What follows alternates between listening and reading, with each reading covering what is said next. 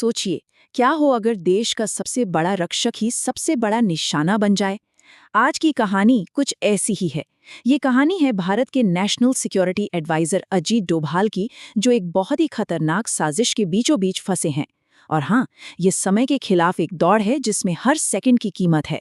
ये सिर्फ एक सवाल नहीं है, ये तो समझिए उस टिक टिक करते टाइम बॉम्ब की आवाज है जो बस फटने ही वाला है। तो चलिए इस साजिश की परतों को एक एक करके खोलना शुरू करते हैं। तो देखिए, हर बड़ी साजिश की तरह ही इसकी शुरुआत भी एक धोखे से होती है। मतलब जो हमला दुनिया को दिखाया जा रहा था ना, वो तो बस एक पर्दा था। असली और कई ज्यादा खतरनाक प्लान तो उस पर्दे के पीछे ही तैयार हो रहा था। बात है सोमवार की रात की। दिल्ली में डोभाल के घर के पास 1 किलो RDX के साथ 2 लोग पकड़े जाते हैं। अब पहली नजर में लगेगा कि हमलावर पकड़े गए, मिशन फेल। लेकिन ये उनकी गलती नहीं थी, बल्कि उनकी सोची समझी चाल का पहला कदम था। और डोभाल, वो तो इस साजिश से एक कदम आगे थे ही। उन्हें पता था कि ये सिर्फ ध्यान भटकाने का एक तरीका है, एक छलावा है। इसी को कहते हैं डाइवर्जनरी टैक्टिक, यानी ध्यान भटकाने की चाल। सोचिए, जब देश की सारी सुरक्षा एजेंसियों की नजरें डोभाल के घर पर थीं, असली खतरा वो तो कहीं और ही पनप रहा था, एक बिल्कुल नए रूप में। असली खेल तो अब शुरू होना था। और जैसे ही दिल्ली में ये सारा ड्रामा चल रहा था ना, असली वाला टाइमर शुरू हो चुका था। अगले दिन दोपहर 2 बजे एक ऑडिटोरियम में धमाका होना था, और वक्त बचा था सिर्फ 15 घंटे। डोभाल को पता था कि ये कोई छोटा मोटा हमला नहीं हो सकता। इसीलिए दुनिया की नज़रों से दूर उन्होंने अपना सबसे सीक्रेट मिशन शुरू कर दिया था, ऑपरेशन ऑक्टोपस पार्ट 2।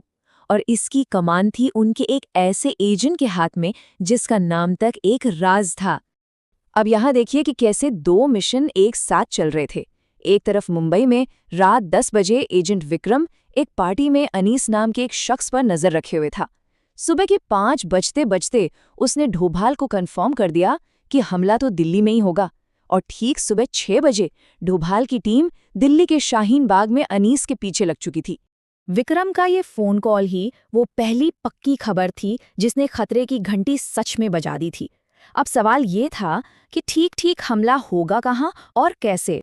घड़ी की सुई तो भाई बहुत तेजी से घूम रही थी। सुबह के 6 बज चुके थे और धमाके में अब बचे थे सिर्फ 8 घंटे। शाहीन बाग में ऑपरेशन बस शुरू होने ही वाला था। तो अब कहानी का फोकस वापस दिल्ली पर आ जाता है। एक तरफ विक्रम शाहीन बाग की तंग गलियों में साजिश करने वालों के करीब पहुंच रहा था, तो दूसरी तरफ डोभाल, वो अपने दिमाग में इन बिखरी हुई कड़ियों को जोड़ रहे थे। वो एक ऐसे बम को खोज रहे थे जो मानो हवा में ही गायब हो गया हो। डोभाल के पास कुछ पहेली के टुकड़े थे, गृह मंत्री का एक रेड अलर्ट और उनका अपना दिमाग जो कह रहा था कि दुश्मन सीधे प्रधानमंत्री पर हमला करने की बेवकूफ़ी नहीं करेगा। उनकी सूझबूझ साफ इशारा कर रही थी कि निशाना वो खुद हैं, उस ऑडिटोरियम में जहां उन्हें भाषण देना था। लेकिन घंटों की तलाशी के बाद भी वहां बम का कोई नामो निशान नहीं मिला। तो अब 2 टीमें काम कर रही थीं। एक टीम ऑडिटोरियम में उस बम को खोज रही थी जो शायद वहां था ही नहीं, और दूसरी टीम वो शाहीन बाग में उन लोगों तक पहुंचने वाली थी जो इस पूरी साजिश के पीछे थे, जिसमें एक गद्दार भी शामिल था। अब दोपहर के 12 बज चुके थे। धमाके में सिर्फ 2 घंटे बाकी थे और शाहीन बाग के उस ठिकाने पर विक्रम का सामना हुआ साजिश के एक ऐसे मोहरे से जिसकी किसी ने कल्पना भी नहीं की थी। दिल्ली पुलिस का एक रिटायर्ड अधिकारी, आदिल अकरम। जब विक्रम ने बम के बारे में पूछा तो आदिल की मुस्कान में साजिश की सबसे डरावनी हकीकत छिपी थी। बस यही वो पल था जब विक्रम को समझ आया कि वो किसी आम बम की तलाश में नहीं है। और फिर सामने आया साजिश का वो पहलू जिसकी कोई कल्पना भी नहीं कर सकता था। बम किसी बैग या बक्से में नहीं था। भारतीय पुलिस अधिकारियों की यूनिफॉर्म पहने 5 पाकिस्तानी आतंकवादी वो खुद ह्यूमन बॉम्ब बने हुए थे और भीड़ के बीच में बैठे थे। जैसे ही ये खबर डोभाल तक पहुंची, उनके फौलादी चेहरे पर पहली बार चिंता की लकीरें दिखाई दी। लेकिन अगले ही पल उन्होंने खुद को संभाला और सीधे मौत के मुंह में जाने का फैसला कर लिया। अब एक मास्टरमाइंड दूसरे मास्टरमाइंड से टकराने वाला था। समय था 1:45। डोभाल तय समय से 15 मिनट पहले ऑडिटोरियम पहुंचते हैं और बिना रुके सीधे मंच पर चले जाते हैं। एक एक सेकंड कीमती था। मंच पर पहुंचकर डोभाल का कहा हर शब्द एक पहेली की तरह था। वहां बैठे दर्शकों के लिए ये बस एक भाषण की शुरुआत थी, लेकिन ऑडिटोरियम में मौजूद उनकी टीम के लिए ये एक्शन का सिग्नल था। उनका प्लान सुनने में जितना आसान था उतना ही शानदार भी था। पहला कदम, लाइटें बंद करो। दूसरा, एक छोटे से आरएफ स्कैनर से बम के एक्टिव रेडियो सिग्नल को पकड़ो। और तीसरा, अंधेरे का फायदा उठाकर ऑक्टोपस टीम उन पांचों को चुपचाप दबोच लेगी। जैसे ही हॉल में पूरा अंधेरा हुआ, विक्रम के हाथ में जो स्कैनर था उस पर 5 लाल सिग्नल चमकने लगे।